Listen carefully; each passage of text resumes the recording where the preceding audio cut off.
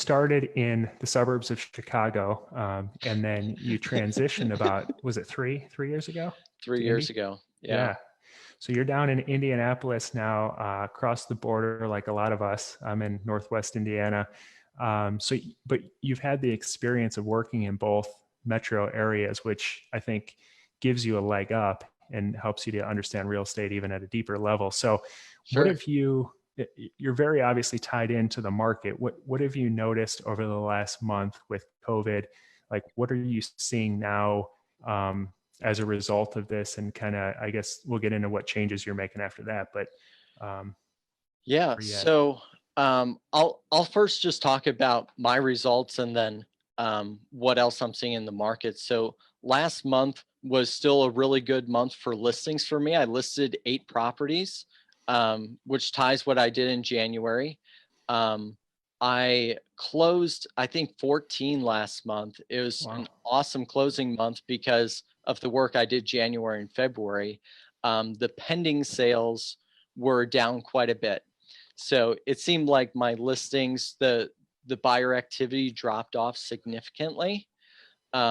So the conversations I was having with sellers is just that properties are still selling because I'm checking the metrics every single day in our market. There's properties being listed, sold, and closed every single day, every single week. So the number's never zero, which is Hmm. always a good thing.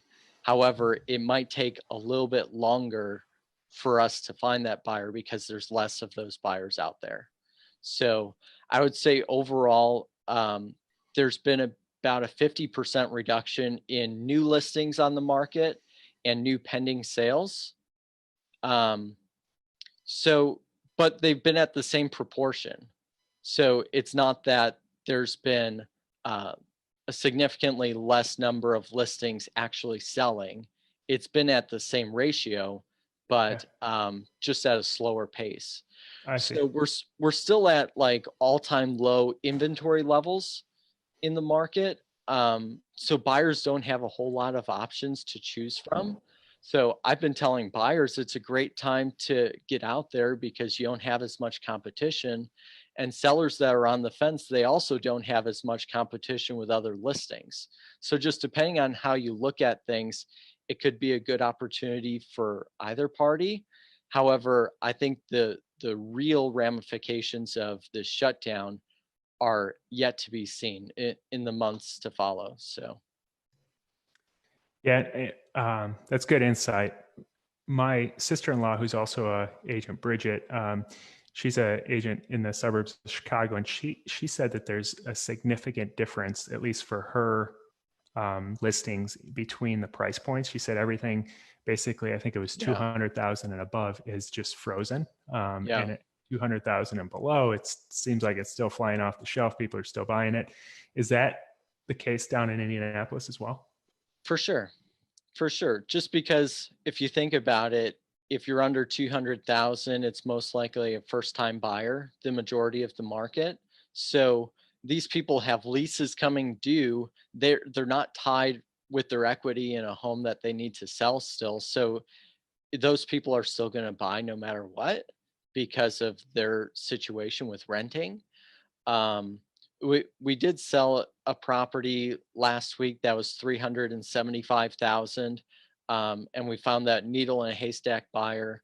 But I'd agree, probably under 250 or under 300,000, you're gonna have a better time selling quicker than above that price. Um, I I actually had $1,020,000 deal, Kirby, that closed a few weeks ago, and Nice. the day before closing, the lender pulled the buyer's funding Oh, because their bank decided they're not going to do jumbo loans. jeez. I've heard across a lot of banks are not doing jumbo loans right now. Yeah, so mostly I think there's 2 banks that are still doing jumbos, Chase and Wells Fargo, and they've significantly increased the standards for credit score and down payment requirements to get those jumbo loans. So luckily for us, we were on the listing side. The buyer came up with $1,020,000 to come to the table with cash. Instead of sitting around. Yeah, just had it within 24 hours, and we were still able to close it. But our seller would have had a fit if, Yeah.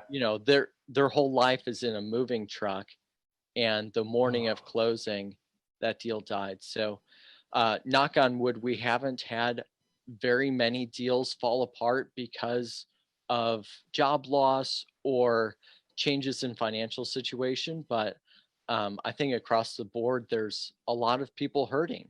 I think the yeah. latest unemployment numbers is there's been 22 million people over the last Yeah. 4 weeks unemployed, filed for unemployment.